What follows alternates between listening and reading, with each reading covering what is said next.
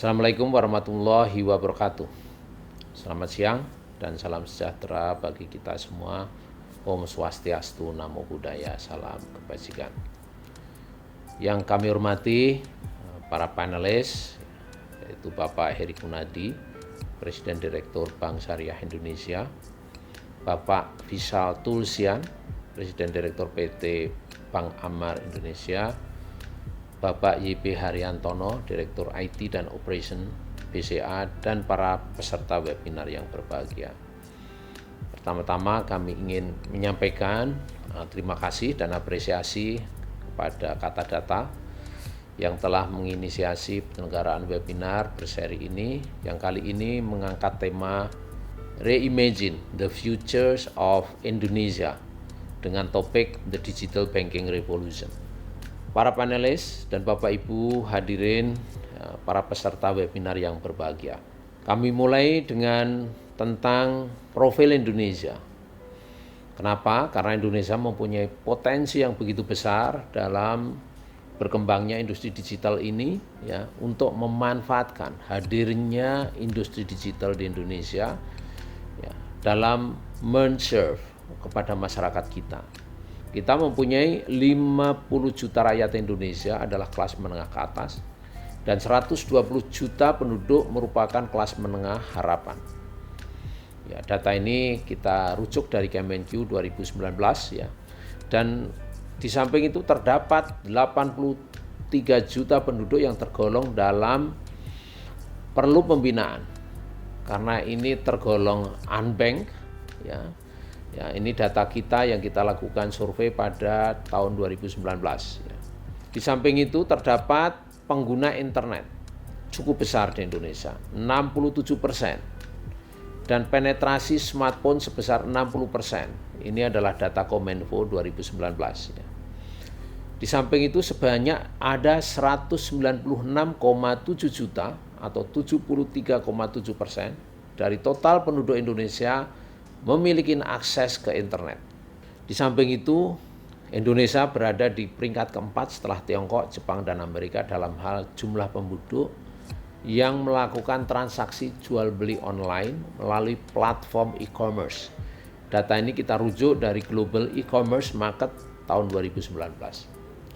Bapak Ibu sekalian yang berbahagia, di masa pandemi ini digital aktivitas merupakan dan mendominasi perekonomian kita dan juga termasuk sektor keuangan kita.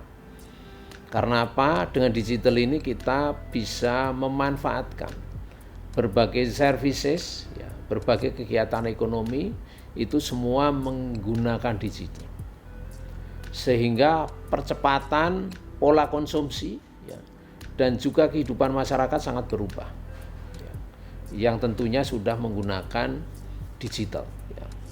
Hal ini tercermin dengan adanya kenaikan volume transaksi digital yang cukup besar, yaitu tumbuh 37,35% di sepanjang tahun 2020 lalu. Ya. Transformasi digital di sektor jasa keuangan akan menjadi game changers bagi penyedia aktivitas keuangan di masyarakat. Mengingat, ya, akses kepada kredit pembiayaan akan semakin mudah dan terjangkau dari berbagai lokasi, termasuk lokasi yang terpencil pun. Servis perbankan, sektor keuangan bukan hanya kredit dan pembiayaan, masih banyak servis-servis lain, baik itu transfer, baik itu tabungan, baik itu servis-servis lainnya. Itu semua bisa dilakukan dengan menggunakan platform digital. Di samping itu, semua persyaratan administrasi dan dokumentasi akan lebih mudah dengan proses digital karena cepat dan murah. Dengan digital kita akan mendapatkan akses cepat, coverage yang lebih luas, ya, dan juga anytime bisa kita lakukan tanpa ada batasan waktu dan ruang. Ya. Para panelis dan Bapak Ibu hadirin dan peserta webinar yang berbahagia, pada saat ini kondisi perbankan nasional dalam kondisi yang stabil didukung dengan likuiditas yang sangat besar. Ya. Dapat kami sampaikan, ya, bahwa alat-alat likuid meningkat cukup besar dibandingkan sebelumnya. Ya, pada 2020 ya ada 2.219 triliun, yang diantaranya ada 1.404 triliun dalam bentuk surat berharga negara dan penempatan pada BI sebesar 554 triliun. Dalam kondisi demikian wajar karena sambil menunggu recovery sektorial sehingga nanti ini akan diberikan dalam bentuk lending. DPK cukup tinggi, yaitu pertumbuhannya 10,57%. Ini jauh di bawah dalam kondisi normal sebelum COVID, di mana pertumbuhannya antara 6-7%. Dan ini wajar karena pada masa COVID ini kita tidak mempunyai keleluasan untuk spending, untuk piknik, untuk makan di restoran, untuk belanja dan sebagainya. Sehingga uang kita kebanyakan pasti kita tabung. Di samping itu juga tercermin bahwa loan to deposit ratio berada di level rendah yaitu 82,5%. Ini adalah konsekuensi dari tadi. Ya, sementara ini bahkan para pengusaha mengurangi balance kreditnya di bank karena usahanya masih dalam proses pemulihan. Ya, tentunya mengurangi beban bunga bagi para pengusaha ini. Ini adalah suatu hal yang wajar. Ya. Dan kondisi permodalan bank terjaga pada level yang cukup kuat yaitu 24,5% karnya, dan tingkat risiko kredit yang terjaga bahwa Januari kemarin pada akhir Januari sebesar 3,17%. Di mana Desember kemarin 3,07%. Mulai pulihnya ekonomi ya, akan berdampak kepada pertumbuhan kredit walaupun masih dalam zona total kontraksi, terutama yang disebabkan pengusaha-pengusaha besar, ya, manufacturing, hotel-hotel, restoran fine dining, transportasi dalam proses recovery. Pada Desember lalu kredit terkontraksi 2,41% YoY. Pada Januari lalu kontraksinya sudah semakin kecil, hanya 1,92%. Sudah ada perbaikan. Ya. Untuk kredit-kredit UMKM sudah tumbuh cukup bagus. Ya. Hanya kredit-kredit besar yang tentunya ini sebentar lagi akan mulai ada demand, mulai kita bebas melakukan social activity dan juga bisnis activity akan normal, sehingga hunian hotel akan berangsur membaik, transportasi akan berangsur membaik, kita udah bisa melakukan aktivitas sosial dan ekonomi kita dengan lebih leluasa, sehingga nanti kita sudah bisa melakukan ngopi, makan siang, makan malam, yang ini tentunya akan berdampak kepada tumbuhnya ya bisnis, restoran dan juga yang lain-lain. Penurunan pertumbuhan kredit tadi kami sampaikan karena ada perusahaan-perusahaan besar yang melakukan pelunasan ya sambil menunggu recovery, dan ini juga tercermin bahwa peningkatan undisbursed loan ya, fasilitas yang sudah diberikan belum digunakan sepenuhnya karena menunggu adanya demand dan recovery dari bisnis yang ada. Dapat kami sampaikan bahwa penyaluran kredit kelompok BPD dan BUMN masih konsisten mencatatkan pertumbuhan yang positif. Untuk BPD sudah tumbuh 5,68%. Kalau nasional tadi adalah terkontraksi, khusus BPD ini tumbuh positif 5,68%. Dan untuk BUMN, Bank BUMN sudah tumbuh positif, yaitu 1,45%. Hal ini mengindikasikan kepada kita semua bahwa pertumbuhan kredit didorong di daerah dan juga dilakukan untuk proyek-proyek ya, yang UMKM maupun proyek-proyek yang terkait dengan pemerintah. Di samping itu, sinyal pemulihan sudah terlihat adanya external demand yang mendorong pertumbuhan kredit ekspor sebesar 11,93% secara YoY. Sementara itu, di tengah kinerja sektorial yang tertekan, sebagian masyarakat cenderung menempatkan ekses dananya di perbankan. Ya. Di samping itu karena masyarakat juga belum mempunyai kesempatan untuk spending, ya, mengkonsumsi. Ya. Kita juga baru ingat bahwa kita sudah lama tidak beli baju, sudah lama tidak piknik. Ya. Nah, dan tentunya ini dapat kita mengerti bahwa pertumbuhan DPK tumbuh cukup tinggi 11,57%. Ya. Dapat kami sampaikan ya Ini tentunya sementara, ya tentunya nanti akan menjadi normal pada saat kita sudah bisa melakukan aktivitas sosial dan ekonomi kita seperti sebelum pandemi. Ya. Dalam kondisi seperti ini, korporasi besar ya tentunya masih dalam proses pemulihan, ya. Dan kita tahu bahwa penurunan kredit itu merupakan strategi untuk mengurangi beban biaya bunga, ya. Di samping itu sambil menunggu tumbuhnya perekonomian kita, ya. Dapat kami sampaikan kredit korporasi terkontraksi paling dalam, di mana sudah terkontraksi minus 32%, ya, di mana UMKM ya lebih kecil ya 1,7 dan minus 1% untuk konsumsi. Namun demikian dapat kami sampaikan ya meskipun secara YoY turun, namun demikian dapat kami sampaikan bahwa sudah mulai membaik positif untuk UMKM sejak mulai bulan September kemarin. Ya. Para panelis dan Bapak Ibu peserta webinar yang berbahagia, kami menaruh perhatian yang tinggi terhadap akselerasi transformasi digital di Indonesia sebagai upaya peningkatan ruang daya saing seiring dengan bergesernya gaya hidup dan pola konsumsi masyarakat yang semakin erat dalam penggunaan teknologi termasuk ekspektasi terhadap produk dan layanan jasa keuangan. Hal ini sebagaimana telah menjadi pilar ketiga dalam Master Plan Sektor Jasa Keuangan 2021 sampai 2025, di mana kami mendorong sektor jasa keuangan untuk melakukan transformasi digital baik dari proses bisnis, distribution channel sampai dengan struktur kelembagaannya dengan memperluas kesempatan bagi industri jasa keuangan untuk menjalankan aktivitas berbasis digital yang tentunya diiringi dengan implementasi manajemen risiko yang memadai. Khusus untuk sektor perbankan, dalam rangka mendukung akselerasi digital, OJK telah menerbitkan 2 regulasi yang mendukung di sektor perbankan, yaitu POJK nomor 12 /POJK-03/2018 tentang penyelenggaraan layanan perbankan digital oleh Bank Umum, dan POJK nomor 38/POJK-03/2016 POJK manajemen risiko dalam penggunaan teknologi informasi. POJK ini senantiasa memberikan dukungan untuk mempercepat akselerasi transformasi digital, di mana roadmap pengembangan perbankan Indonesia 2020 sampai 2025, ya, pengembangan ke depan akan diarahkan beberapa hal sebagai berikut. Ya.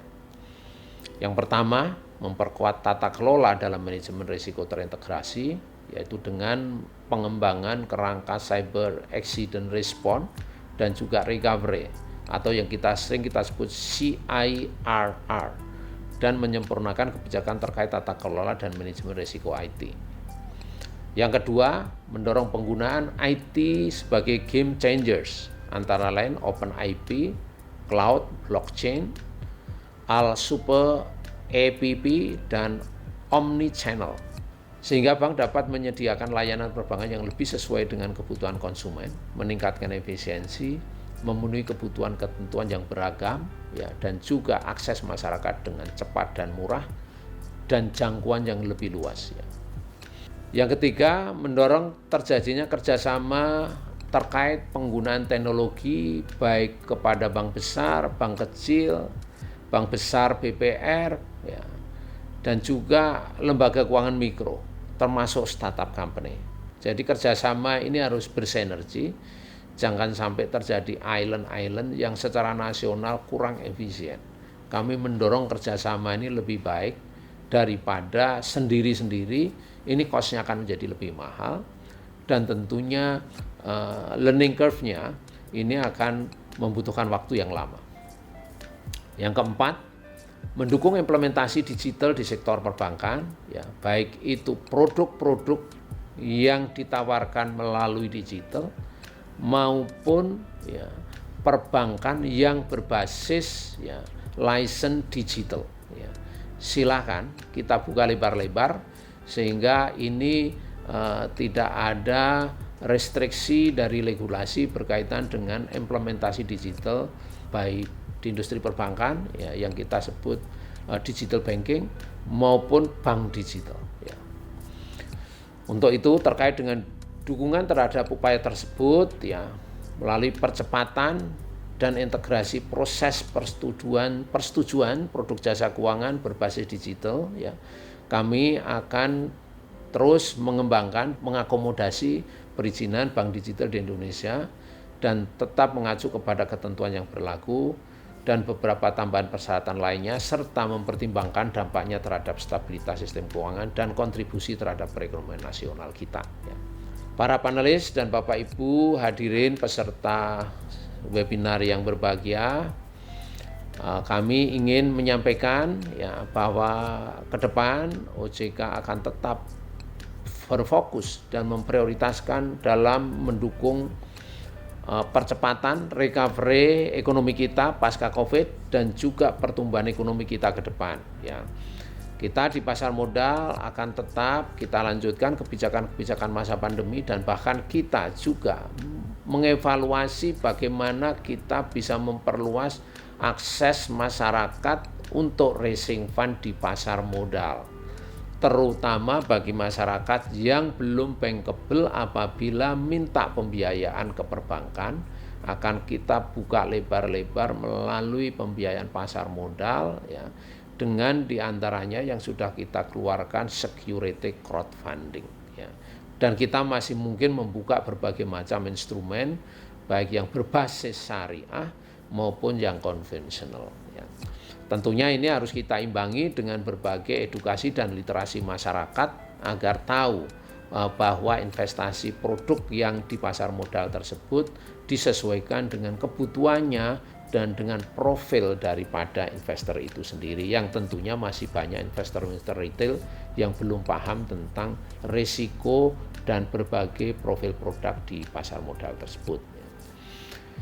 Yang kedua, kebijakan ke depan tetap kita lanjutkan restrukturisasi pembiayaan di perbankan maupun lembaga pembiayaan ya, dan kita ini akan terus kita pantau dan kita ini sejalan dengan bagaimana kita mempercepat proses recovery sektorial kita sehingga akhirnya restrukturisasi ini akan cepat pulih menjadi normal dan para nasabah bisa memenuhi kewajibannya kepada perbankan maupun lembaga pembiayaan. Dapat kami sampaikan ya bahwa restrukturisasi ini terus kita pantau ya. Jumlahnya sekitar 18% dari total kredit, tidak ada masalah, dan ini akan terus kita dorong agar proses recovery ini tentunya akan menjadi normal dan tentunya jumlah restrukturisasinya akan menjadi lebih kecil ke depan ya. Dengan restrukturisasi tersebut ya, maka kredit di perbankan yang tergolong non performing pada level 3,17% itu angka akhir Januari ya. Kita juga meminta kepada perbankan untuk tetap alert apabila ada ruang, ada buffer yang cukup di permodalannya, silakan untuk membentuk cadangan ya bagi kredit-kredit yang tentunya dalam penilaian oleh bank memang sudah ya selayaknya dibentuk cadangan.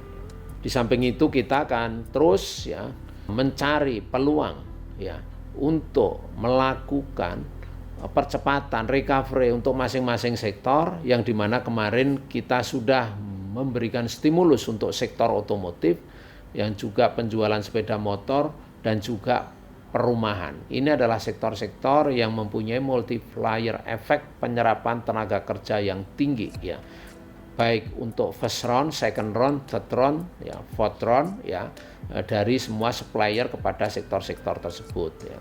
Di samping itu terus kami akan mencari ya sektor-sektor apa lagi yang kita dorong agar bisa mempekerjakan labor atau pekerjakan buruh yang lebih banyak lagi dan mendorong multiplier effect yang tinggi terhadap pertumbuhan ekonomi kita ya. Di samping itu kita akan tetap memperluas ya pembiayaan melalui digital dalam platform UMKM, bahkan kita membuat ekosistem UMKM mulai dari pembiayaannya, pembinaannya, penjualannya, dan juga supporting lainnya ya akan kita ciptakan sehingga nanti UMKM ini bisa tumbuh berkembang ya secara serentak dan terjadi satu value change dengan perusahaan besar ya. Bahkan untuk sampai kepada ekspor ya. kita juga akan tetap mencari peluang-peluang lain bagaimana kebijakan-kebijakan ini memberikan ruang yang luas kepada recovery di sektor ekonomi kita dan juga sektor keuangan kita.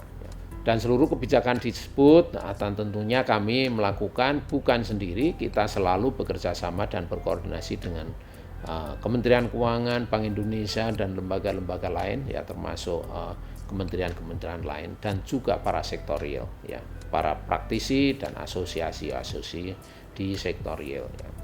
Kami berharap momentum pandemi COVID-19 ini menjadi momen pembuktian bagi transformasi digital di tanah air, sehingga semua pelaku industri keuangan mampu menjadi industri yang memiliki ketahanan dan berkelanjutan dalam menghadapi tekanan dan turut berdiri di garis depan untuk pembangkitan ekonomi nasional kita. Akhir kata, kami menyampaikan selamat mengikuti seminar. Terima kasih atas undangannya ya. Dan semoga diskusi selanjutnya dapat berjalan lancar dan menghasilkan pemikiran-pemikiran yang inovatif dan ada kontribusi yang baik untuk pemangku kepentingan maupun para praktisi di industri baik keuangan maupun di industri-industri lainnya. Demikian, terima kasih. Wabillahi taufiq wal hidayah. Wassalamualaikum warahmatullahi wabarakatuh. Om Santi Santi Santi Om.